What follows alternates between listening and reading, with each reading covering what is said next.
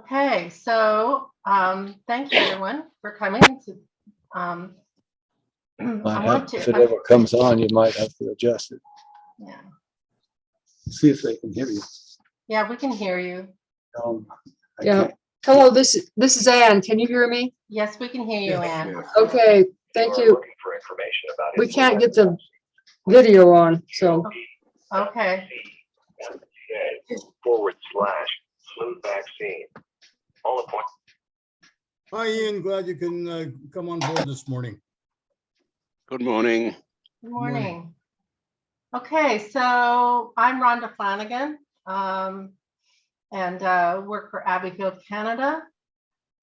Hi, Ian. I'm going to hand this over to Andrea. Andrea Geary is on our Abbeyfield board, Abbeyfield Canada Board of Directors, and she's also quite talented and experienced in terms of marketing and press releases and such like that. So she volunteered to host this meeting, and I'm going to hand it over to Andrea.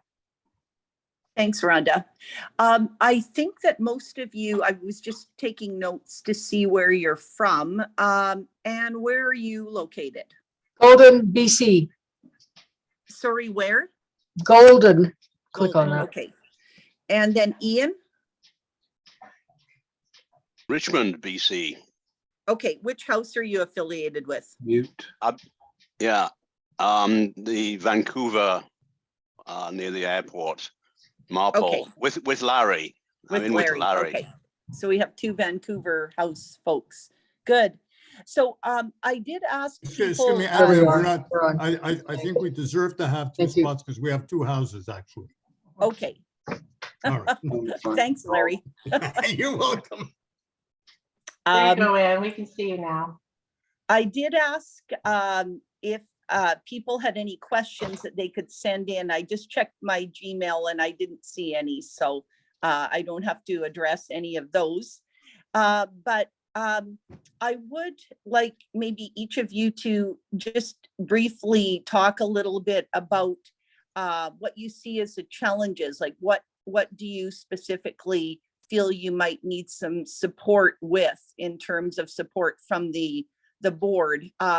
Just a little bit of background. I think Rhonda had sent out my bio, brief bio earlier, and my main experience is in journalism and public relations. So not directly marketing, but I guess marketing communications would be more my forte. You know, I just thought that this clubhouse would give us a chance to kind of talk about some issues that you feel may be affecting your specific houses, and just sharing some ideas, seeing what other folks have done. So maybe Terry, can we start with you? And if you can tell us a little bit about what you've done now at Lakefield. Oh, well, I'll let you explain Lakefield. Sorry, go ahead.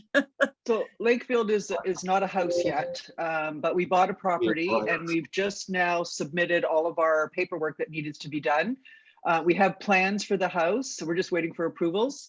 And actually we hosted the Ontario Abbeyfield, all the different houses at our place, September 24th. Rhonda and I worked together to do a meeting at Trent, which we actually got some really good press on that. And then we also had a reception at our house. So my background is also journalism and marketing. So I was a journalist first at the Toronto Sun for 12 years, writing about business and money. And then I went into the financial services industry and marketing. So I write the press releases and stuff like that for us. So our challenge going forward is we're going to need to raise some money. So once we get approvals, then we're going to have to do a capital campaign. And nobody on our board actually has experience doing capital campaigns. I actually have experience when I worked at Scotiabank. I was in charge of corporate social responsibility. So I had lots of people asking me for money. And then I would have to approve through a committee and stuff. But I'm not experienced in actually doing fundraising, especially for $4 or $5 million that we're going to need. So that's sort of our challenge right now. I actually write for the local newspaper, so I guarantee that we get coverage in the local newspaper. So that's good. And the Peterborough Examiner picked us up, and actually even the story ran in the Toronto Star as well. So that was good. But really, our challenge is not really, it's not really maybe some of the houses that are existing. It's about getting tenants and getting the community into working with the house and doing things with the house and stuff like that. Ours is really right now, it's going to be fundraising once we get approvals, and then we'll have to learn how to recruit people to come and live with us and all that kind of good stuff. Thanks, Terry. And I know that you have had also input from Ron's daughter, Yes. whose name I always forget. Lauren. Yeah, Lauren. Yeah, Lauren. she's done a lot of your social media stuff, hasn't she? Yeah. Yes, so she Well, writes the social media, she designed the website, stuff like that. And then we have a communications committee, there's 4 of us, and we review everything and provide her with edits and stuff like that. Well, that's great. And I have to bow to your experience. You should be hosting this, not me, I think, Terry, but you've done a lot of really great things in a short period of time, and, involving the community so much, having the open house and all that has really helped. And you got some great, as you say, some great media coverage on your events. So, that's a wonderful start. To be honest, myself, like we at the national level do struggle with fundraising. We have the Legacy Fund campaign that we've been really kind of picking away at. That it's not a very nice term, but it's kind of apropos, I think, for about 5 years since I've been on the board. And we don't have a professional fundraiser on the board. We've tried to recruit people, but we haven't been successful in getting into that market. So yeah, we're kind of in the same situation, I guess, to some extent. Can you just tell me what the Legacy Fund is, please? It's a long-term, how to describe it really. We are wanting to raise money to provide for long-term goals, I guess you'd say. It's explained on the website, and there is a link to the fund on the Abbeyfield Canada website. Okay, I'll look it up there. Yeah. And Denis, the board president, is the best guy to talk to about it, because he was heading the committee when we had a committee, which was a couple of years ago. So as I say, we haven't made great progress in that, unfortunately. Just to finish off, so I write about Abbeyfield as much as my editor will let me. So we definitely get lots of good coverage in the Lakefield Herald. It's a very small paper-only newspaper though. But last year we also did a walkathon. So during COVID, and we raised about $3,500, but it was more of a public relations thing. And we had community members come out.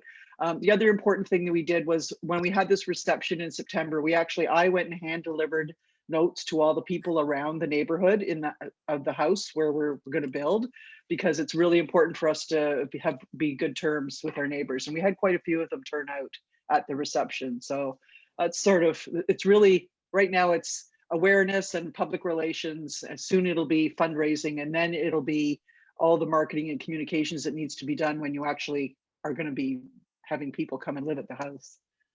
Right. I guess the only suggestion that I would have at this point, Terry, is if you can somehow, I know that there are professional fundraiser associations at the national level, and I have some friends who are on the one here in Manitoba, but there are people who are really in demand, and if you can get someone, who has that experience on your committee, that would be extremely helpful. We've talked about whether or not we should or could, depending on the cost, hire a professional fundraising, because there's companies that do this for you. Anyway, we're not there yet. So we're having all the discussions. So any assistance, any pointing us in the right direction would be greatly appreciated for sure. I have a question. So in order to fundraise, you need some sort of seed money. There's a cost to doing that. And I'm not particularly enamored of professional fundraisers.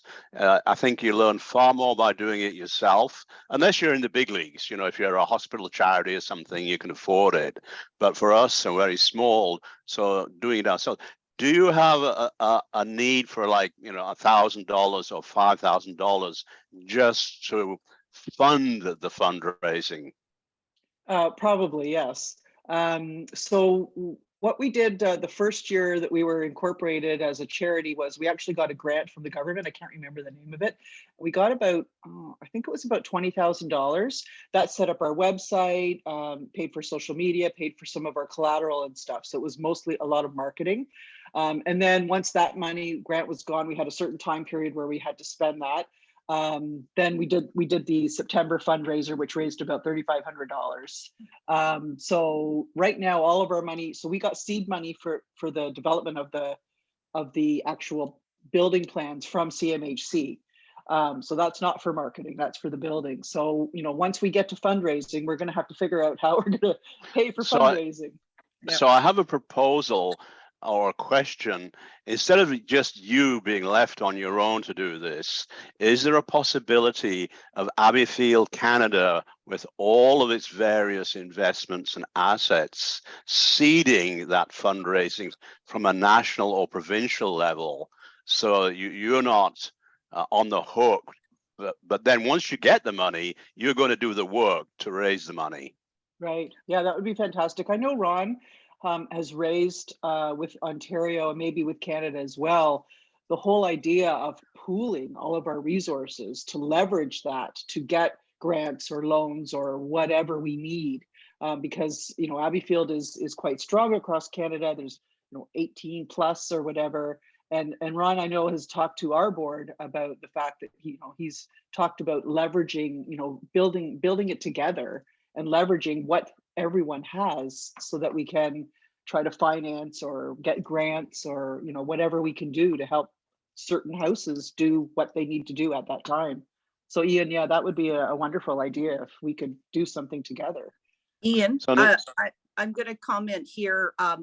On behalf of the board, we don't have the financial resources to offer that kind of help. I think I can safely say that.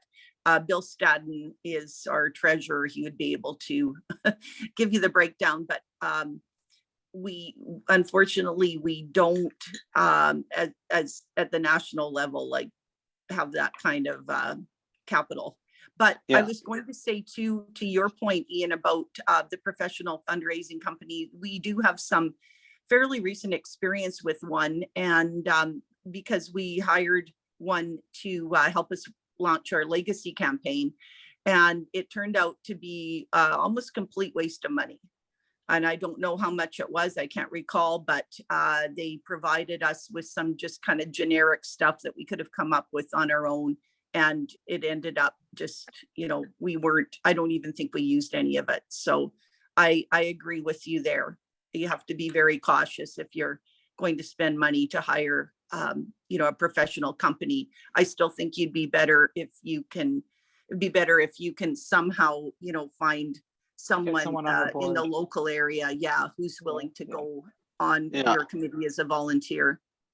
Yeah, thank you very much. So I've got experience with marketing, where when you pay people to market you, just like the fundraising, you don't get any value. But if you work hard to market yourself, you learn a lot. And it's very a great contribution to your cause to do your marketing yourself. And I guess, you know, it'd be a bit similar with fundraising. I hear you very much, Andrea, about there's no national funding. However, Larry, you're very good at finding money. Yeah, listen, I'll talk about it when it's my turn, but absolutely, Ian. We'll talk about that. So it's put it this way.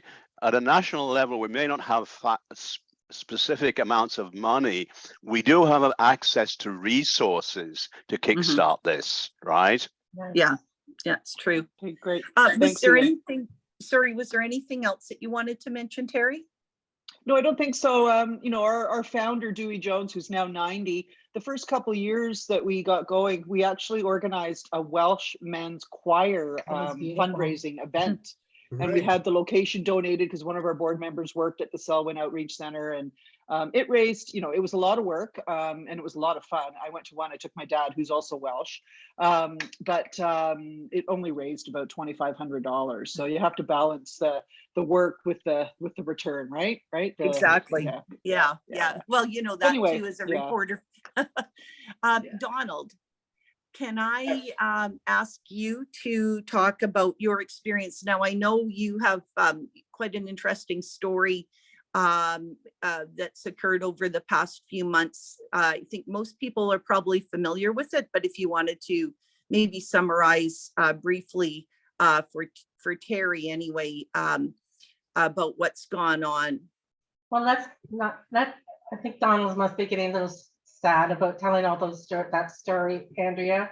But Okay. you have But been you know working what, really actually- hard in terms of awareness and marketing. So that would probably be the best spot. Actually, I don't mind just briefly repeating, because our battle isn't over yet.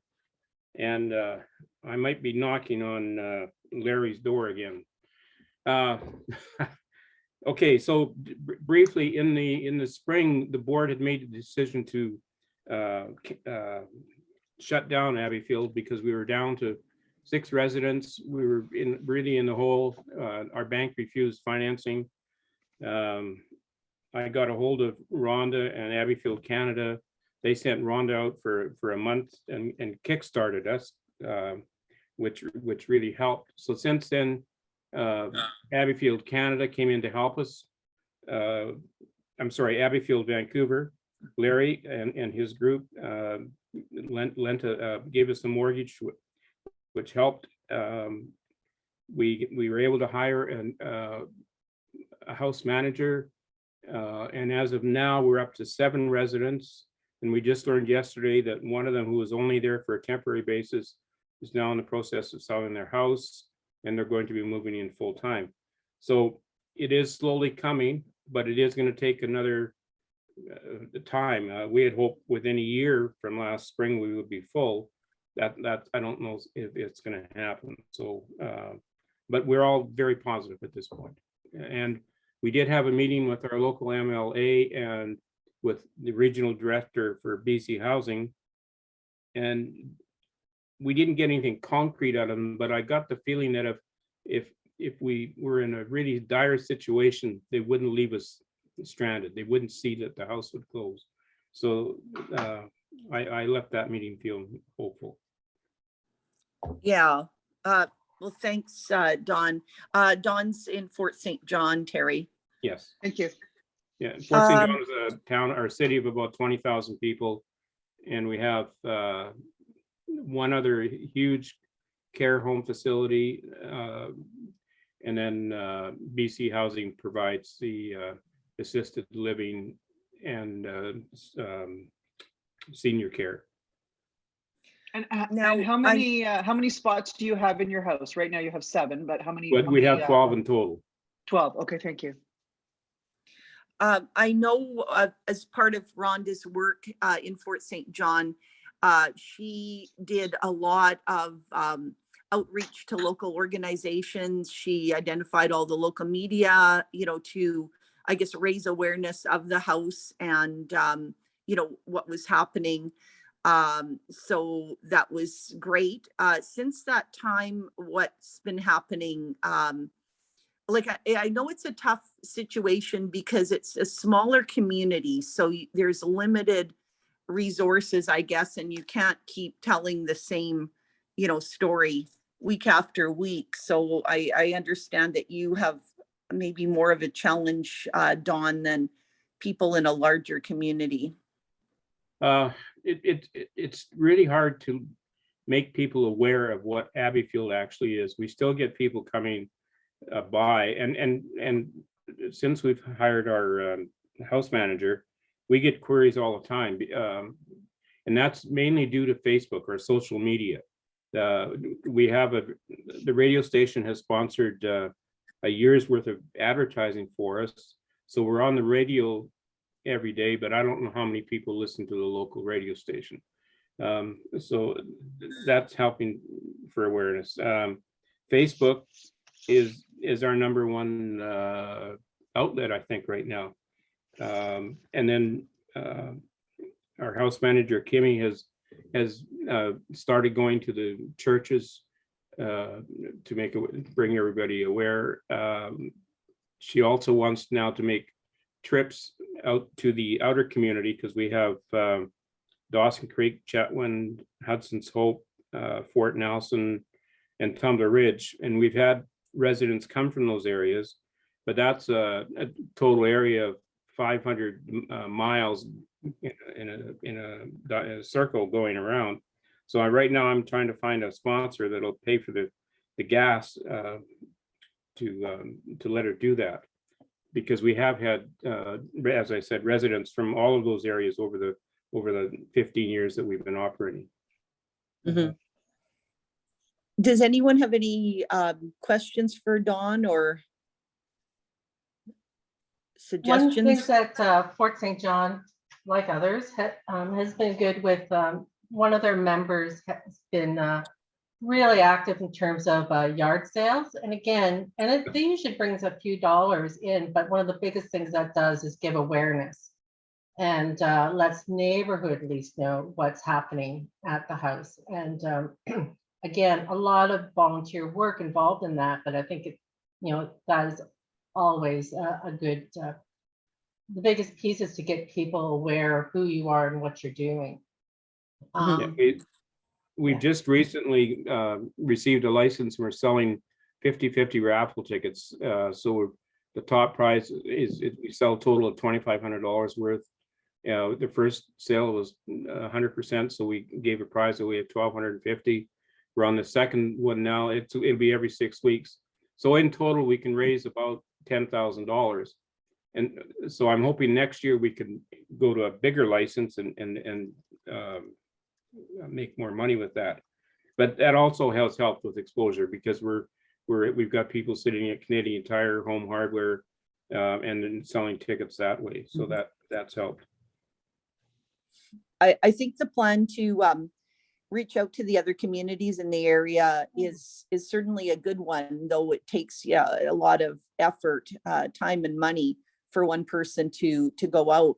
I don't know if someone on your board might be able to help out a little bit in terms of raising awareness in those other communities with, reaching out to the media there, or some certain groups, if there's any seniors groups, kind of do what you've done in Fort St. John and the work that Rhonda started.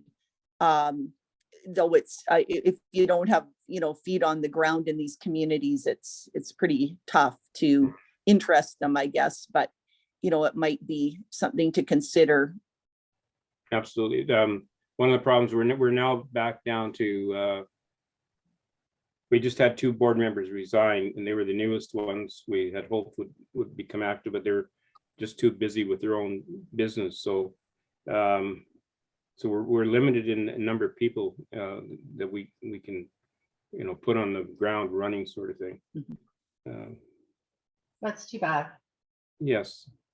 Yeah, let me know.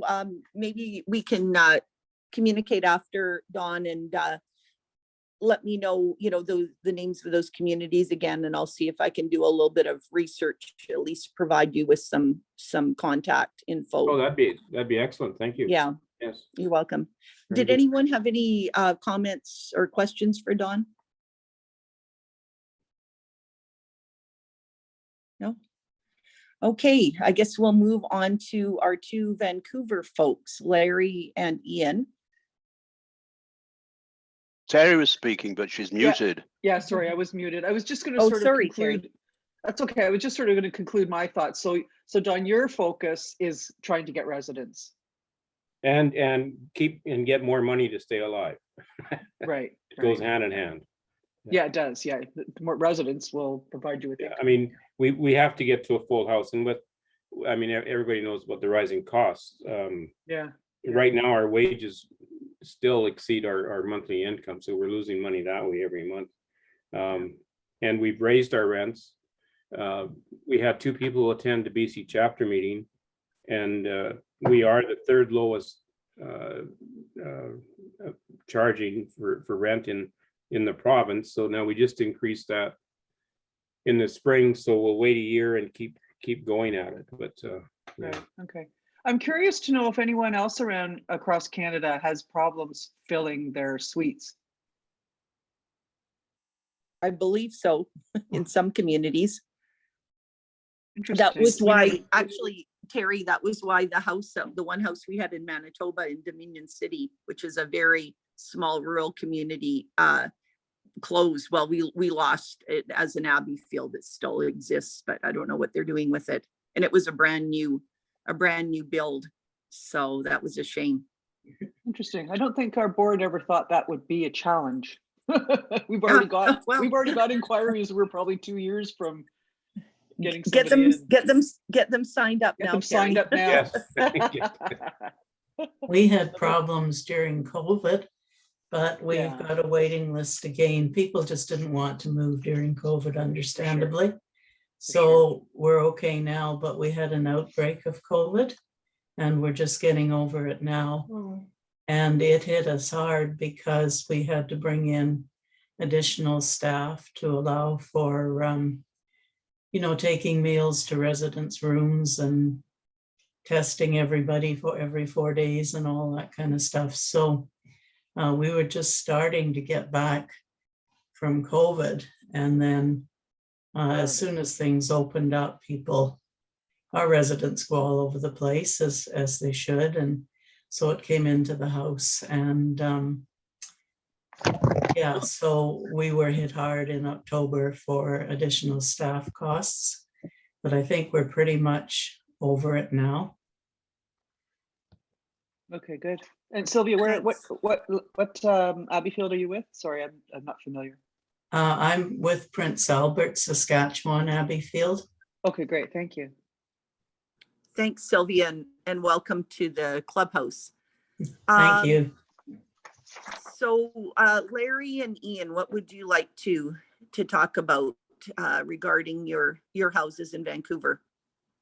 Go ahead, Ian. Well, so I'm very new and I was expecting Larry to talk. Excuse me, Ian, because you're new, your observations are very valuable. It's like seeing the forest for the trees. You know what I mean? I think there's an advantage of you looking in from coming in from outside. Okay, so first of all, personally, I'm thrilled with the Abbeyfield concept. I think it's absolutely amazing. I think society needs it big time. And then there's just this huge challenge of getting sort of awareness. So first of all, in my opinion, there's no clear sense of identity, no clear, the public doesn't know who we are, what we're about. And we have to have our own marketing materials. Stuff from the UK or Germany or whatever is not going to help us. And it should be very simple. To me, it's about lonely people who are very capable, but have nothing, they're not ready for elder care housing. So a clear sense of identity, very simple. As regards getting clients, it seems it's one of the biggest risks of getting residents. I think several houses are simply closing because they're not getting residents and the income that they bring in. Another weakness I see is the boards, where you really need a strong, healthy board that's passionate. And you can't, in a town of like 20,000 people, who can you get, So I believe we could try sharing board members across Canada. If you need to do fundraising, well, maybe there's somebody in Winnipeg who's a great fundraiser and they can be a consultant to your board, even though they're not a board member. So I think we could actually set up a national resource to support the individual boards and have some experts. What else? I see great power in the staff. Like I think, Larry, we're so blessed with our staff at the Vancouver houses. Without them, No doubt. they're heroes. They're incredible. And so there's this challenge. The concept of Abbeyfield requires a certain sort of person to work as a staff member, and it's very restrictive. And we might want to think at a national level about the parameters around the housing and the sort of staff we need and broaden it out. Also, you could have volunteers beyond staff. I work with a lot of societies that are heavily supported by huge amounts of volunteer work, particularly youth, like in British Columbia. The school system requires that all the kids accumulate a certain number of volunteer hours, and they're looking at something that's meaningful. You know, they don't want to go and pick up paper. Helping an elderly person working in an Abbeyfield house would give them their volunteer hours and make a huge support to the staff. And so, you know, you just have two or three kids volunteering. So those are some of my thoughts. And there's only one way for us to grow, is to grow. Like, there's this huge opportunity, it's a huge social need, and we have to just keep on working together. Larry? Super. Interestingly enough, whether it's a question of great minds thinking alike, or I don't know what, you've covered pretty much so many points that I was going to bring up, but I want to comment anyway. Number one, when you talked about pooling resources, please remember, everyone, the human resource factor to which Ian is referring is very important and critical. I would like to see Terry keep a diary, if you like, or some kind of log, because she's starting from scratch from the beginning. We all share, or have shared, or will share the same problems at one time or another. And I truly believe, and what impressed me at the conference is how many solutions there were out there, let alone problems. But the one problem I do see is that so many of us are reinventing the wheel when we already have the solutions. And this clubhouse, it should be the foundation of this. And we have to somehow share all of the experiences, and more important, the positive responses and the positive results that we've all experienced. And I think that's probably what this clubhouse was designed to be, and we've got to grow it. And whoever is not interested in joining us and sharing, I can't imagine anybody not wanting to be, whether whether there's solutions that they're hearing about to problems which they have not yet incurred, but may incur. There's more commonalities to all the Abbeyfields than there are differences, of course. Volunteers, excellent point that Ian made. I've gone to the schools, the universities. We have one student starting her practicum with us. You've already heard about it, Ian. It's kind of fresh news. Okay, good. I think that's a great idea.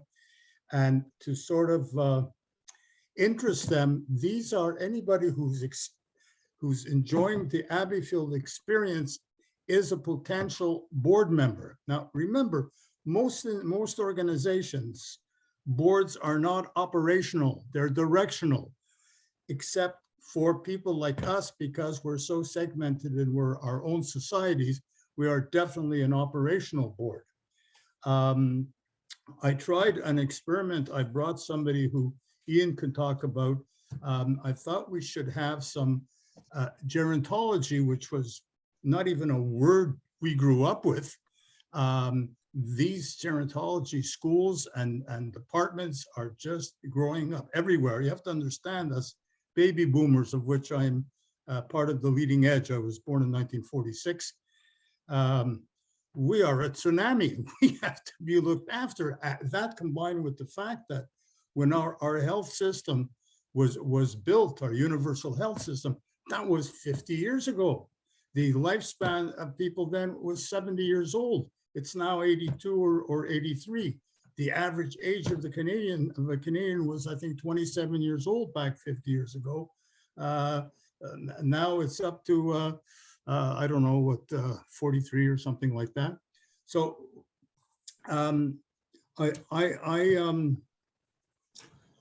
I convinced Lindsay, who you may have heard at the conference, whoever was there, or the recordings that were sent out. She's a gerontology master's student. I have somebody else on the JSA board where I am. She's a PhD student. I believe in when we're looking for someone who can relate to and have the heart to be with our people, we need gerontology minded people, and the students are valuable, as Ian said, for volunteers and for publicity, etc. Remember, when we were talking about social media, I don't know if a lot of the elders, I mean, the average age in Vancouver, we're over 80 years old for sure, right, Ian? We're definitely over 80, our average age. I don't know how many of them are active on social media, but their children certainly are. And that's who's looking for answers for their parents as well.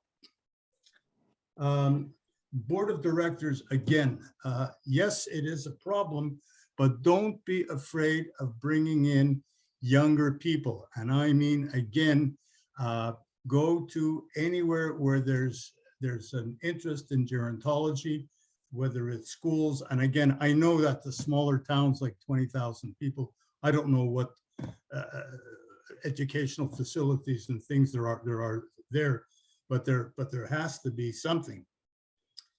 Go after them. They're the ones that are interested in us. And how I spun it basically with a lot of their university is I am here offering you a human laboratory with 18 elders, seniors. Are you interested? And they just jump at that like a dog on a bone. And I thought that was good. But this is, I've been a salesman third generation, so I look for these things. Give them something that will benefit them, and they're going to come running. Again, short and sweet on a board of directors. It is so important because we are operational people. We are the backbone. It's not easy, but anybody who's had any success, the truth of the matter is, when I came on board Vancouver, I just stole the best directors from other boards that I was on, and I had a great board immediately. Look at people who are on the boards of anything similar, speak to them, tell them our problem, and they already being on boards can relate to it. You've got to talk to people who can relate to the problem. Don't be afraid of pirating directors. It's done all the time. Go ahead, Ian. I've got a question. Is there any stipulation that the members of our board have to be local? I mean, for example, with Donald, could somebody studying gerontology at SFU be on your board? Is there a reason to forbid that? That I'm aware of. There's nothing in your constitution, I'm sure. No. Okay, Yeah. This is thinking out of the box, and that's exactly what we need. Of course not. Of course not. Otherwise, things are going to fall on the shoulders of 3 people, 2 people, 1 person, and that's exactly what happened in Vancouver. And that's why Mike Lee, the MLA, called me in about 3 years ago, and I just had to hit the ground running. There was nothing to work with similar to what you have, Donald. By the way, everything you're doing is fantastic, and it will bear fruit. Okay, you are in the sowing area rather than reaping, but just keep doing what you're doing. No, truthfully, I've been listening to everything you're doing. I think it's fantastic. If I may go ahead, if you want to contact the social work department at the hospitals and tell them, because somebody talked about somebody having been in the house for for respite or something like that for a short period of time. Many of our, or at least several of our current residents were people that we've offered. We keep a guest room, which happens to have a hospital bed only because someone had donated it. Mhm. Say if somebody's coming in from Fort St. John for a knee operation or a hip operation at Vancouver Health, they have 2 or 3 days before and can't go back for a few days. We open that room up for them. We charge them $65 a day. This is what the what is it, the YMCA charges, and they don't give meals. So we're very competitive. And this, by the way, led to people really having the experience. It's hard to relate, in other words, to Abbeyfield if you don't know what Abbeyfield's all about. Of course not. Of course not. How to get tours, how to get people interested, and not necessarily the ultimate client or resident. But you mentioned churches. Churches is a fantastic idea, but try and get up and take the pulpit if you can, and just give it with passion. Do the evangelistic approach. Remember Elmer Gantry? That's what I do. That's what I do. People gotta be shaken up, and they love us for it after. I mean, I'm not asking them for money. I'm saying, give us your lonely and isolated people. My God. Do you have neighborhood houses or community centers, Donald, like that?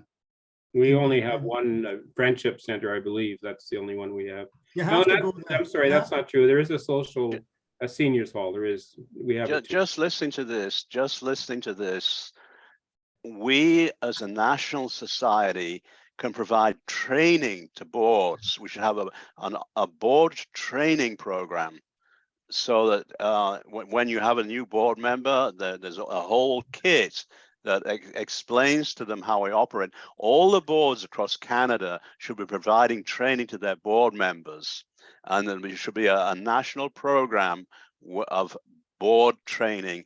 And to Larry's point about operational versus Excuse me, direction. Rhonda, did you take a note on that? It's really, really, I don't have to follow up. You're bringing this to the head honchos, right? Of course. Yeah, Rhonda. Okay, Rhonda thank, and Ian, I Canada, just yes. wanted Yeah, to follow the Yeah. chain of command here. Go ahead. Yeah. Hmm. I'm Yeah. taking notes too. Yeah, so the operational versus directional. You see, these are small boards with, budgets of $100,000 or whatever, half of the 4 or 5 people. They're operational boards. They're working boards. I call them working boards. Correct. Where the board members have got to go to the house and see things and do things. And but you also need a directional component, a policy management and strategic management. And the small boards are just too busy and it's not their game. So we need to find a way to assist the operational boards with their policies and strategies so that the actual operations are easier. And it might be that we, as well as giving there's really 2 sorts of training. One is how to manage the operations, how to manage the day-to-day stuff in hand in glove with staff and volunteers. And another sort of training is looking at the long-term strategy of how you're going to, over the next 5 to 10 years, you're going to develop your house and perhaps other houses. But then that's something that really doesn't require a lot of money. It does require effort and time of knowledgeable people to create the board training program.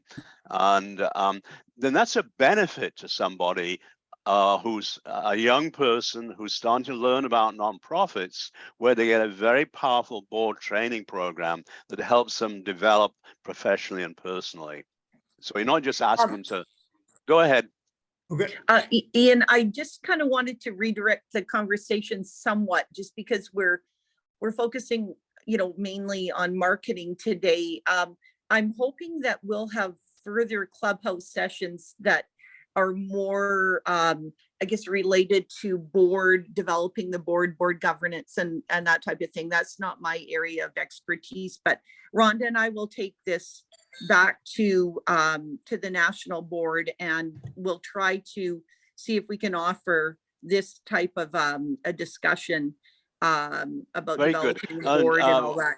Yeah. Absolutely focusing on the thing is that the board should be driving the marketing. It's not just left so Donald to phone his friends. It should be a board initiative, Right. a team, and a board has a set of responsibilities. One of the key responsibilities of a board is marketing, and so it is aligned with your need to focus the discussion. Okay. Terry, go ahead. So we have 3 committees we have a board of 7, and we have 3 committees, and we have a finance committee, and I actually recruited my brother-in-law. I think the boards is all about who you know, network. That's really what I think. We have people in the community who have lived, grown up here and lived here their entire lives, and they know everyone. So that's their value. But it's networking. So I recruited my brother-in-law. Yeah, I recruited my brother-in-law who's a CPA, and he's been invaluable to us, to our president and to our board, getting funding from CMHC, etc. But we also have a communications committee. So that's me and Dewey, and then 2 other ladies as well. And then we have a property committee. So the property committee makes sure that our tenants are happy, that we have a house right now where we have tenants, because we're going to sell that house and build the Abbeyfield house on it. So you can't ask all the board members to be involved in everything. So you ask them to divvy up what their specialty is. And that's sort of how we've been operating. And I'm sure that's how we're going to operate going forward as well, as we have small board, but smaller committees that actually do the work. Just to clarify one point, Terry, are all the committee members also directors? Yes. Okay, but just a quick thing, if I may say, Andrea, you can certainly invite people to be on committees that are not directors or not even members of Abbeyfield. Yes. Keep that door open. Yeah. Okay. So when we bought our property, we had a property committee, but they reached out to all their friends in the neighborhood, and we had a big gang coming and repainting and doing all kinds of things, like volunteer members from the community, the former mayor who was mayor here forever. We had tons of people, but they were not on our board. They just volunteered to help this property committee that was put together. Sylvia, you had a question? In Saskatchewan, there's something called the seniors mechanism. And I linked up with it when I was at a federal superannuates conference in Calgary recently, and talked to the person who organized it and is the president.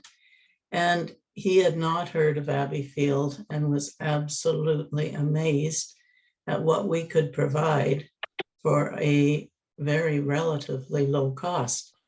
So anyway, we will link with the seniors mechanism, and because they have members from all sorts of seniors organizations and support from other places, we anticipate that will be a very valuable way of marketing Abbeyfield in both Saskatoon and Prince Albert. So I don't know if your provinces have something similar, but it's growing very quickly, and there are a lot of linkages there. Fantastic, Sylvia. Now, these are the stories. I have no doubt it's going to be successful. It can't not be. You're targeting our audience. These are the things that you've got to share, and everybody should be doing it. It's in line with what I said. Go into the neighborhood houses, community centers, whatever they're called. These are the people you want. These are the people who are going to talk to other people. And once the word of mouth gets out, we're all going to have a huge waiting list because of the masses of people that are getting not old, but You're kind of very breaking up there, Larry. old. Oh, I'm sorry. I get carried away. Okay. Okay. Just the raffle ticket idea. I know Andrea I've just took note. The raffle ticket idea is good. I was just going to speak to our board. Next week we have a meeting. I hooked up with a group not far from Vancouver that is a quilting group, and I'm thinking of having a quilt raffle every single month. Why do I think it's fantastic? I bought a ticket 3 years ago at the Oak Ridge Senior Center not far from me, and I happened to win it, and I sent it to my daughter in Calgary. who's always cold. And she says not a day goes by where she's not either cuddling up with it on the couch or taking it into bed or whatever the case is. So I think raffles are great. And again, get volunteers to do the work, get even kids doing the work, get them Right. involved with the charity factor. And obviously I can go on all day, so I'm going back to Right. you. That's okay. Another possible idea for a future clubhouse too is the issue of volunteers. Again, I have a little bit of experience and training with that, but I think it would be a good topic for discussion maybe in the new year. So let's move on. Now, Jeff is here from Toronto, but you've renamed your house recently, correct? I mean, just unmute. Well, we are still legally Abbeyfield House, Toronto, but I understand from the national folks that, especially since we're located in Eastern Toronto in Scarborough, that's seen as much too broad, covering much too broad an area. So we're using the working, operating as Abbeyfield House, Scarborough Bluffs. Which locates us very nicely in a picturesque neighborhood of Toronto, without claiming that we're covering all of Toronto. Right. Did you want to talk about anything in particular, Jeff? A lot of the things that you've all discussed are very relevant and pertinent, and you've given me some good ideas, so I appreciate that. I am also relatively new. Started off someone in the neighborhood who was not related or working for our house posted on social media that Abbeyfield was looking for volunteers. I'm a former journalist also and a former PR person also, so I volunteered and worked out that it made sense for me to join the board. What you're saying about the difference between an oversight board and a working board, what everybody said about that is very, very relevant, because we're very much a working board. What you've talked about fundraising has also been one of the issues that I've been focusing on with our board here. Is, we don't have anyone with any fundraising expertise on our board, so as we recruit, we will certainly be looking for that.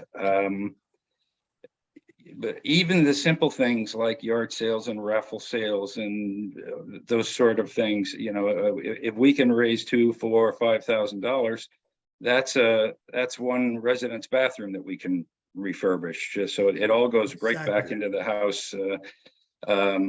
We do have people with experience applying for government grants. So for the bigger things, like we're replacing our elevator right now, which is quite a big job. We've got government money to do that.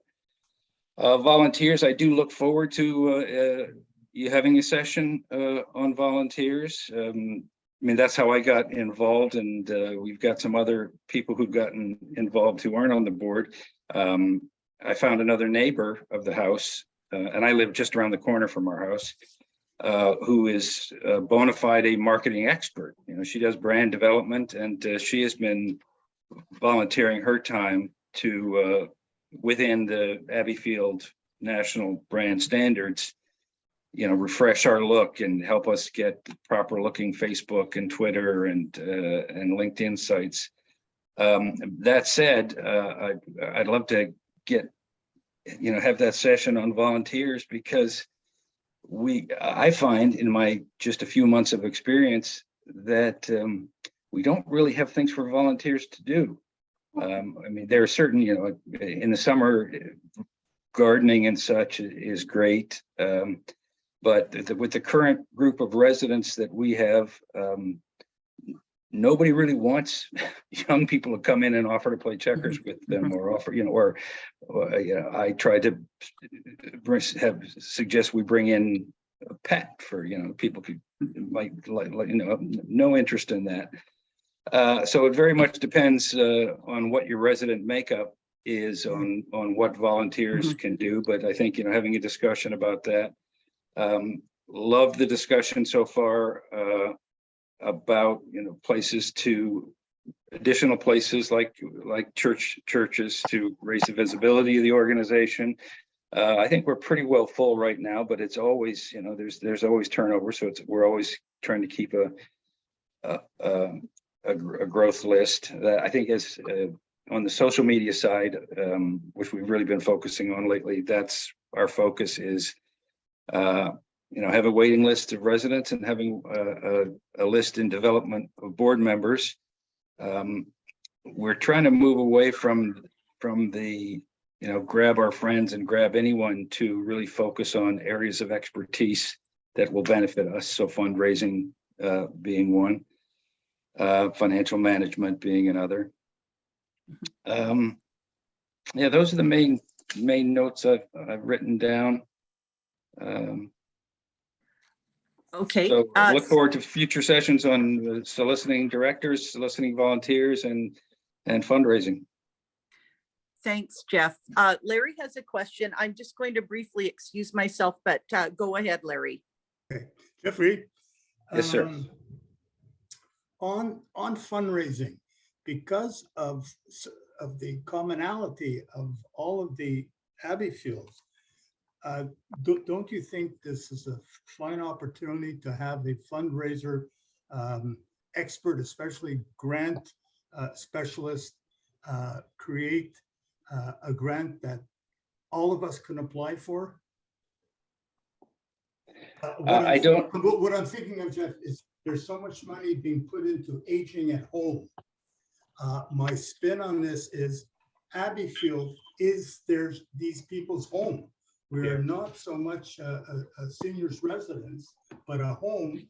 And this aging at home, piles of money are going into United Way for this. And I'm talking about billions. And yeah, well, certainly. If I'm going to take a grant, because the criteria that fits mine will fit most others anyway. Go ahead, Jeff.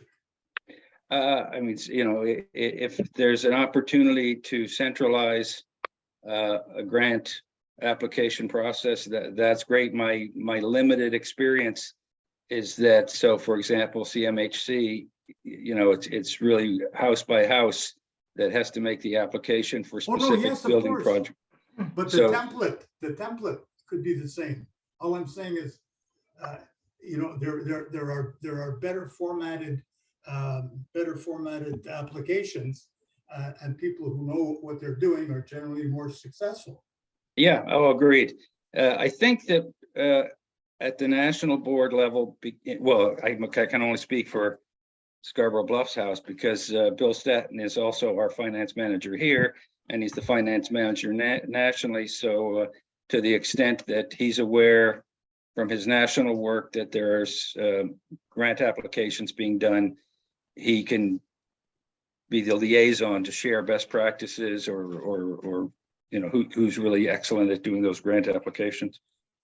I'm sorry, I'm taking it just one step above that, Jeff. If I have a list of projects, and everybody has a list of projects that they're looking for grants for, and I'm thinking more of the New Horizons money rather than CMHC. By the way, we've been very lucky with those, and send our projects in. And I'm thinking of, if all of us contribute, I don't even mind if this is a paid position, as long as it's producing. I think that's a very good investment. I'm going to just, sorry. Oh, hi, Andrea, you're back. Okay. I just know that Joe wants to say something.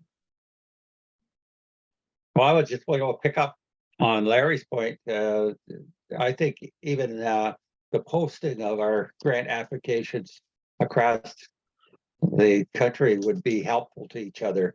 I mean, it's the opportunity to understand the wording that we're using, the successful approaches or not, So I'd suggest we may not need a very active approach. We may need to just simply share the information that we're using.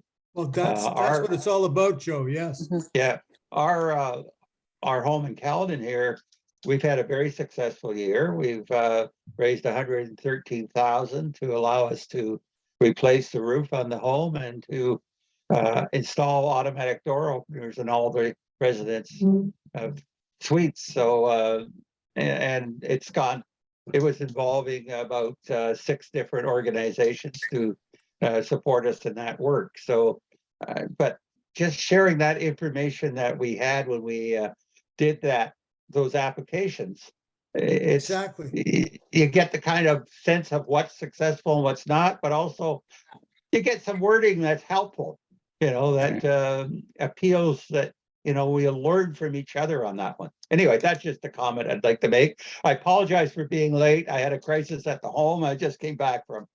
So go ahead. Well, hope the crisis is all worked out, and thank you. I completely agree. I guess I would just ask, what is the right forum for sharing that information? So I know there's a national finance committee, I believe. Would that be the right forum? Sorry, Rhonda, Sylvia have their hands up, and Rhonda, I know you can address this, so go ahead. This in particular, if people would send me your applications or even the summaries of your applications, I can upload those to the team pages so that all of us could check those out. We have a couple of applications we have pending right now. A couple of them are national. We can certainly post those up on those pages as well, but that is the easiest way. And the other thing is, if you are making an application, please let us know, myself or JP know, and we'll help. We'll happy to review what you're doing and to provide letters of support and all of the other houses as well. One of the questions we often get is, and Dawn knows this, is well, what is your little 12 resident house going to do for our community or for our city? Why would we give you that money when you only have such a small group? So we can help you, provide you some, again, letters of support from the other houses can happen as well. We can help each other that way. And yeah, so if you send me those applications, summaries, I will post those on the team pages. Thank you, Rhonda. Yeah, that is JP's basic job. So let's use him. He's a great resource, very knowledgeable about grant applications. And, as you say, Larry, let's share knowledge and share resources. Sylvia, you had a question or comment? Yes, it's a question for Jeffrey. We're looking at needing to upgrade, refurbish our elevator system. What government grants did you get, provincial or federal? I came in late in that process, but I'm pretty sure they were provincial. I can check into that, Sylvia, and get back to you. Thanks, I'd appreciate that. And just another short question. Ian, where are you right now? It looks beautiful. Yeah, it's called an electronic background. I have a very messy office, and I have this little app that provides a much more cosmetically satisfactory background. Even the waves are moving in the palm trees. And it's very nice of you. Abbeyfield, Hawaii. Yeah, That's right. Did anyone else have any questions or comments for Jeff? No. Are you still there, Melinda? Yeah, I'm here. Okay, good. Sorry, I'm using my phone, so I'm kind of limited and can't even see everyone at once. Melinda, please tell us about Duncan House.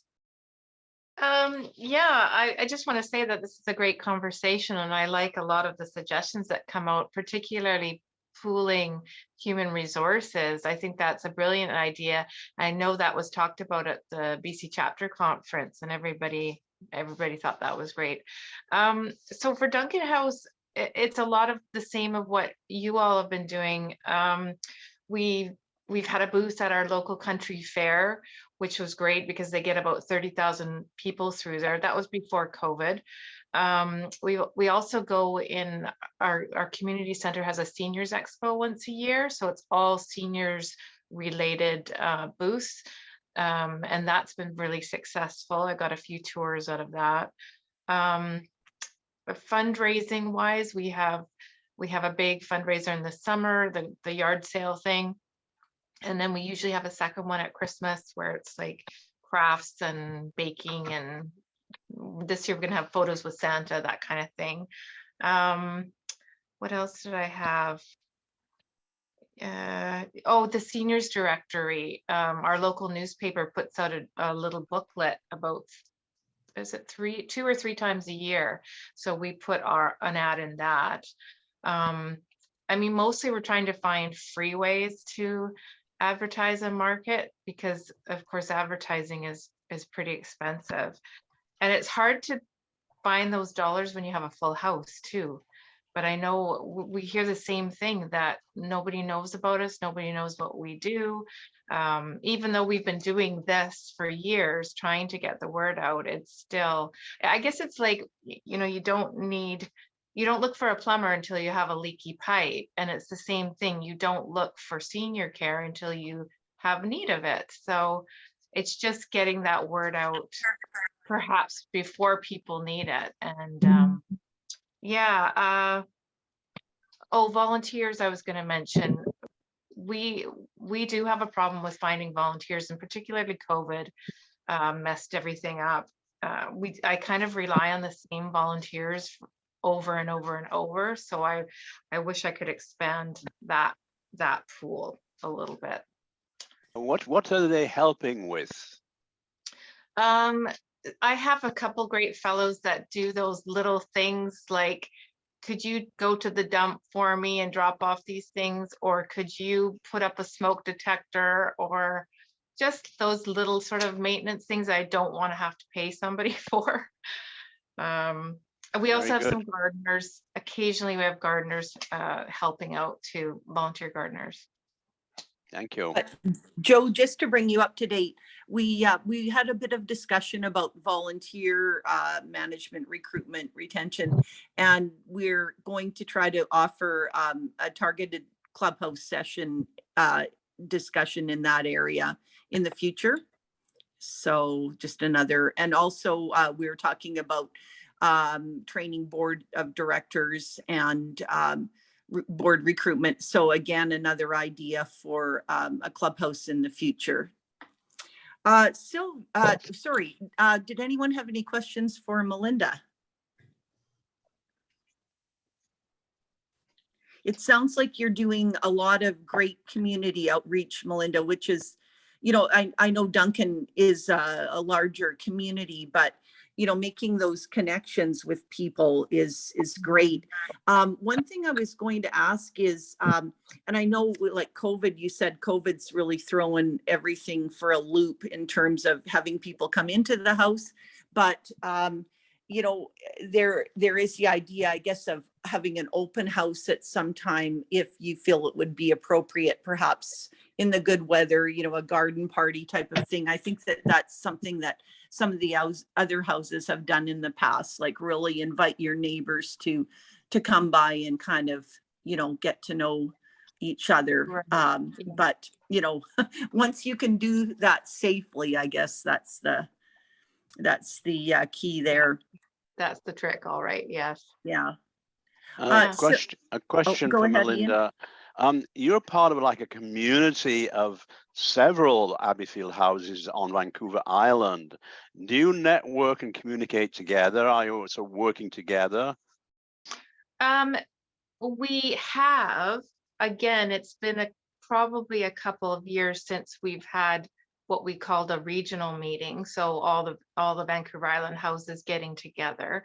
I would presume maybe that'll start again. Certainly I'm in contact with some of the other houses. I just talked to Nanaimo House on the phone the other day, just with their house manager talking about some challenges. And Linda Dryden, of course, is invaluable in Victoria for anytime we need help. So, and then Robert over in Port Alberni as well. So we do communicate regularly. Thank you. And another thing, my sense is that there's one issue about the marketing. It's a very competitive environment. There's Mm. all these people with big bucks offering housing solutions. Some of them are a little bit parasitic or whatever. So we're competing against a very large community of people offering services for profit and really driving an agenda. And we have to identify what's unique about Abbeyfield.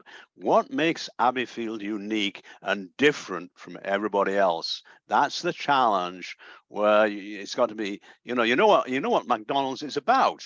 But when you say Abbeyfield, nobody knows what it's about.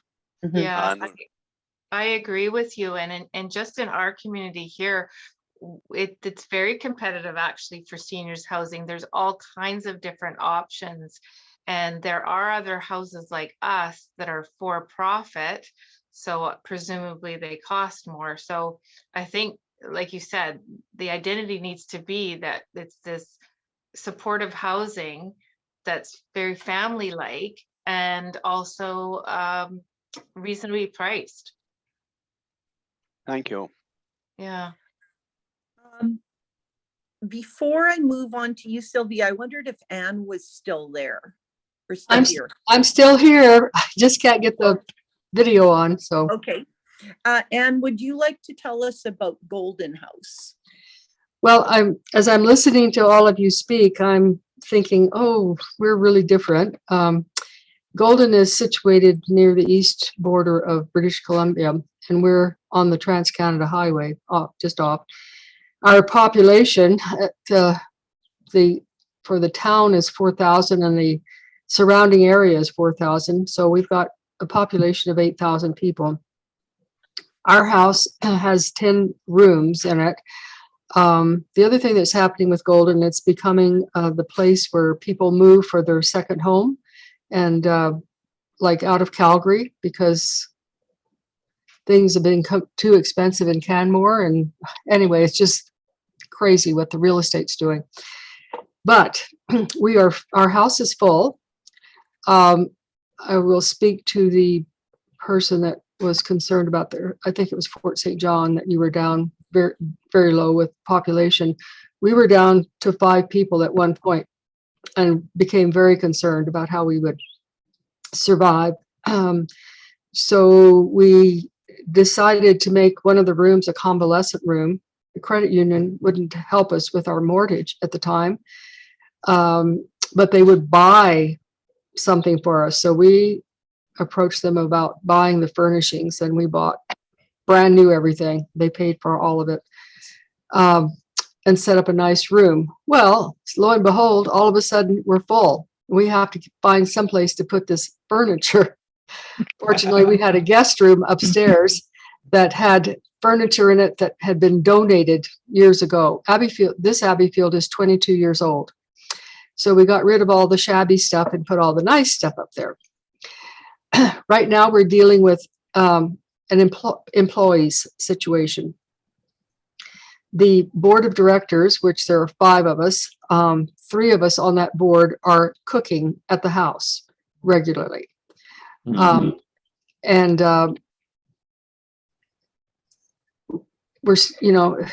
we've advertised for 6 months, I think now, for cooks. And we've had a few little interests, but nothing's really stable. So our main employee right now is a man who's has a family here, and that's why he's here, but his home is in Victoria, and he's having health problems right now, so he's off. And anyway, it's a problem that we're dealing with, and we are hopeful that it will be resolved. I have some more people that are interested, and we've been in order, because I just can't, because of, I think I've noticed because of my age, I can't seem to handle 2 days in a row doing all of the cooking.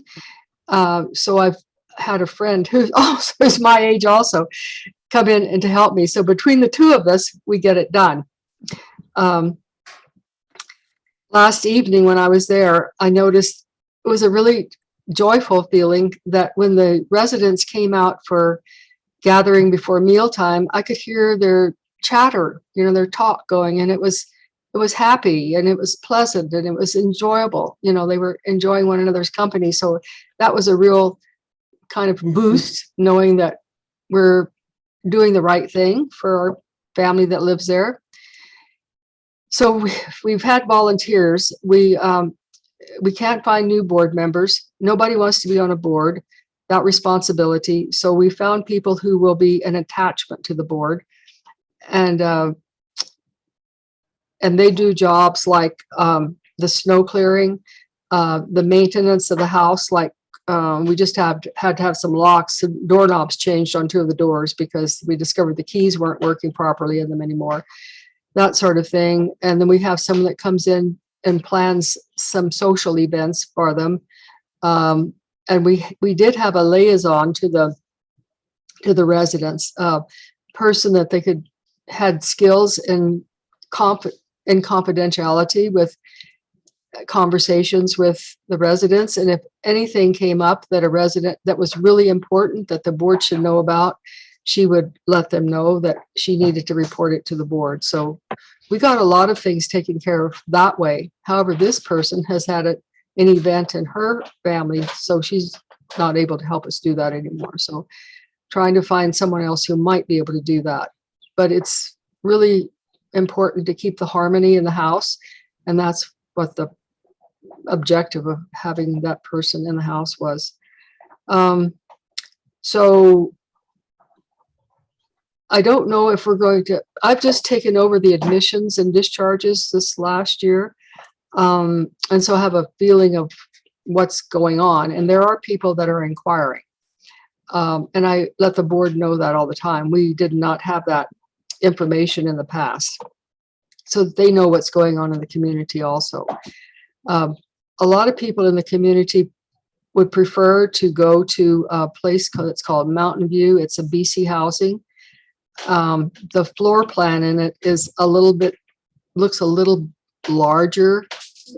Our rooms are 300 square feet, but the rooms for these people, I think, are about 400 or 500 square feet, and they have a little kitchenette in it, which a lot of women, of course, would like to have. But their waiting list is like 15 or 16 people, so it's very hard to get there. Some of the people that had planned or hoped to go there are now in our house, and they've settled in very nicely, and they realize they don't need a little kitchenette because they're not going to do any cooking anyway. But it's a thing that in the past, if you're a person that's been in the kitchen all of your life, you just feel like that's something that you should have. Anyway, it's as a result, they're fine. And I got a note. Sorry. Going up. Joe. Cost of food. Oh. Are you telling me to stop? Are you telling me to stop? Well, I just wanted to let you know that I got a note that Joe, our board member, Joe McReynolds, wants to follow up with you. So he'll do that, I guess, a little later. Okay. Now, you've covered a lot of territory there. Did anyone want to comment? Anyone have any, I guess, recommendations? Your main problem, oh, sorry, Joe wants to speak now. I thought it was in the future. Okay, Joe, go ahead. No, it's just to sympathize with the work that you're doing, because it's obviously very, very difficult at the moment. But I'm wondering, what's the size of your home? How many rooms do you 10. Do you have 10, eh? Yes. So that makes it very challenging economically, probably. Well, may I just, this is something that I want all of you to hear. British Columbia has more houses than any of the other provinces. And we've recently had a benefactor and who's paid off our mortgages, Frank Milne. Some of you probably know that. When I was talking about what are we going to do when we were down to 5 and we developed the convalescent room, which was never used, by the way, Frank came along the next year. And so over a period of 3 years, it was really encouraging for us because he helped pay down the mortgage and he finally paid it off. And I think he's paid off all the mortgages in BC, which has created a huge relaxation on our worries about how are we going to manage financially. And in our house, we're also fortunate that we are in the Columbia Basin Trust treaty area. And there's money to be had there every year. And it's grant applications. And so we take advantage of that every year. And we also have on our board a woman who is very knowledgeable and skilled in applying and developing for grants. So that's a plus for us. Good. Of course, we're not in arrears right now because we've had a lot of volunteer cooks in the house. So there's no payment going out for that. So. And I guess you're probably aware, but Rhonda has been very good at advertising for staff people for the houses. Have you done that for Golden for the cook position, Rhonda? Or I think we did a little while ago. Yes, she did. But we could certainly do it again if that's helpful. Now, the other thing that I throw in as a monkey wrench is we would only need a cook for 2 or 3 days a week. Yeah. Someone moving to this town would have a very, very difficult time finding a place to live. We do have a young woman who's helping us out now, and I don't know for how long, but she's from Quebec and she said they call it a blue tag in Quebec for chef instead of a red tag or whatever we call it here. And she didn't have a place to live. And she has a dog and she has a car. So she's been living rough for a while. We gave her the guest room upstairs for no charge for this short period of time while she's looking for a place. We've also allowed the dog to be with her at night in that room, but not during the day. But so she has to have it somewhere outside. So just interesting little things that happen as we go along and that we have to be flexible about and try to figure it out. But she's been very good and she's very responsible and she's here because she wants to ski this winter. So we're going to have to find time for her to ski too. And someone else has lured her away at one of the other restaurants with telling her that he has a large house. She can have a room in the house. He has a fenced-in backyard for her dog. And he's bought her a ski ticket for the season. So there you go. Oh, yeah. Anyway. It's a very competitive market now for people, especially for part-time positions. And you're in kind of a resort area and, you hear about what's happened in Banff and Jasper, very similar housing. And it's tough to get people for those, kind of part-time or seasonal jobs. Now we're at the 1.5 hour mark. Can we proceed with Prince Albert? Sylvia, you're up. Yeah, thanks. I already mentioned the impact COVID had on us, and our staff have been absolutely phenomenal in terms of coming in extra time. One person, our house coordinator, even gave up a holiday in order to coordinate. Our board members are pretty much all elderly or have health problems, so they simply have not been able to go into Abbeyfield and assist. So we are just absolutely blessed with wonderful staff. And I guess the main thing right now is to try and find some funding for elevator upgrade. Now we can afford to do it with our reserves, but it will take a lot of money.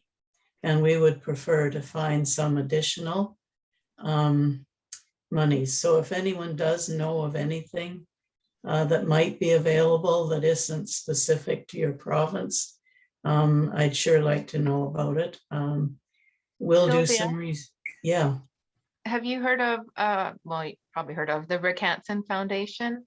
They have accessibility grants, and that might Oh, work. Yeah. okay, and I will look that up then. I presume that's national. I think so. Probably.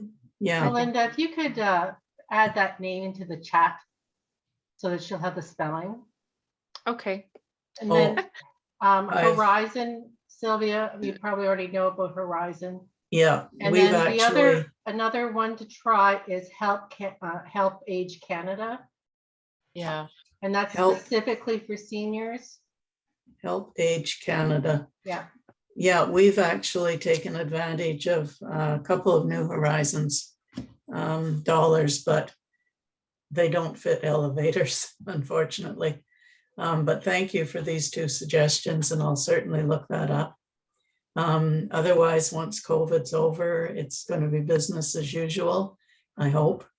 And, you know, we're doing just fine. It's just been a real challenge with so many people getting COVID around the same time in the house. Did anyone have any questions for Sylvia?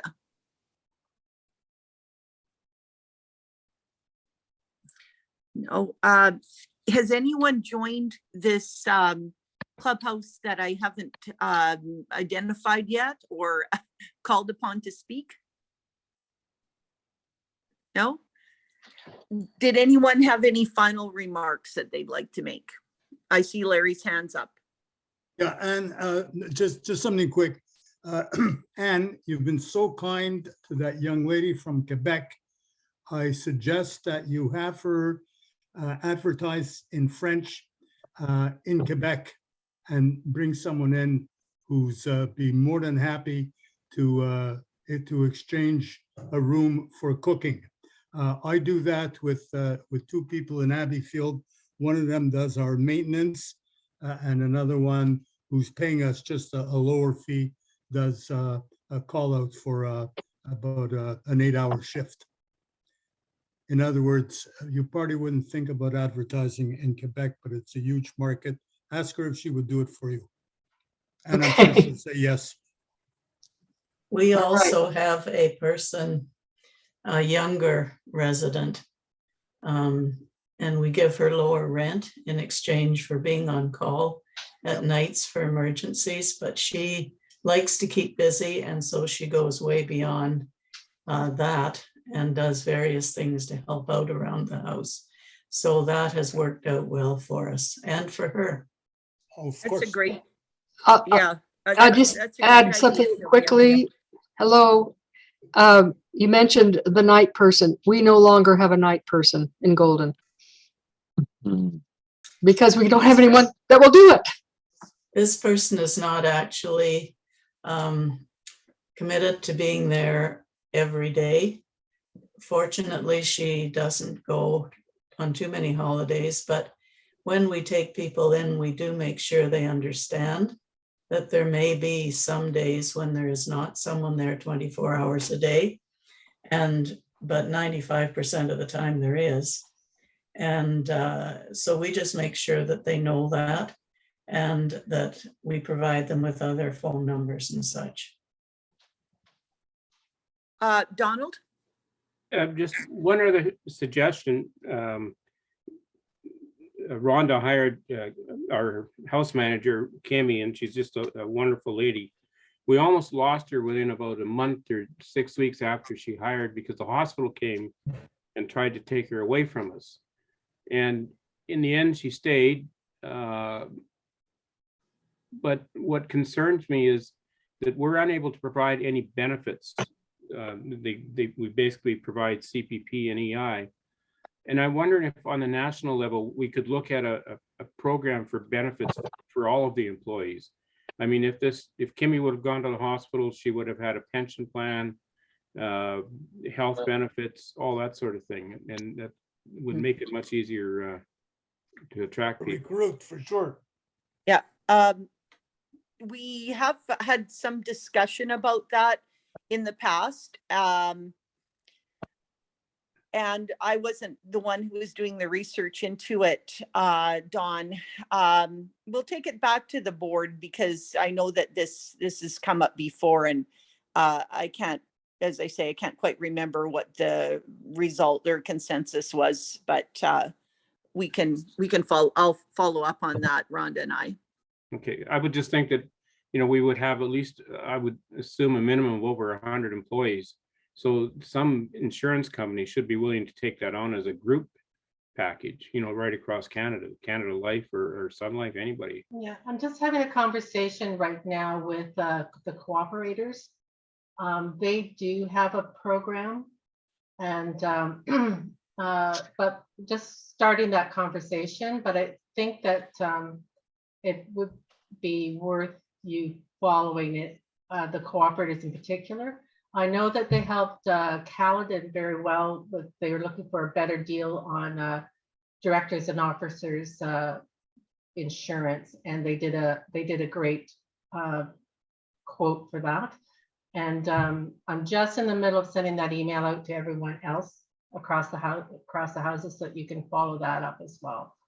So I've had a few other companies as well, but I think the cooperators is they seem to understand what it is we're looking for. I know that they do that job for co-op housing program houses, so they understand what we're really looking for. So I will send that information, just raising that up to the board next meeting. So Thank you. Thank you. Yeah. Oh, Ian. Okay, one more question. Oh, no, and just, I'd like to express my That's okay. great appreciation for this meeting. I found it immensely valuable.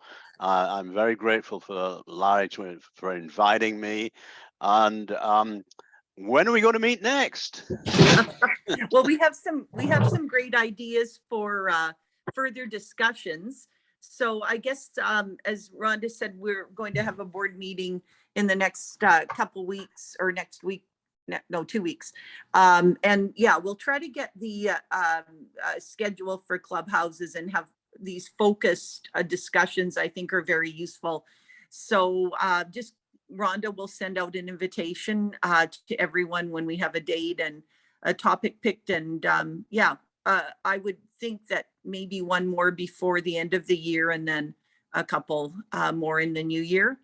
But thank you very much for attending, everyone. This is really interesting, and it's great to have a good selection of houses represented, and yeah, just the chance to share ideas. So if you do have any follow-up questions, you're certainly welcome to send them to Rhonda or myself, or both. And yeah, I hope that everyone has a good weekend. Thank you. Thank you. Thank you very And much. You too. Thank you. Bye-bye. Thank you. Aye. Thank you. Bye. Bye.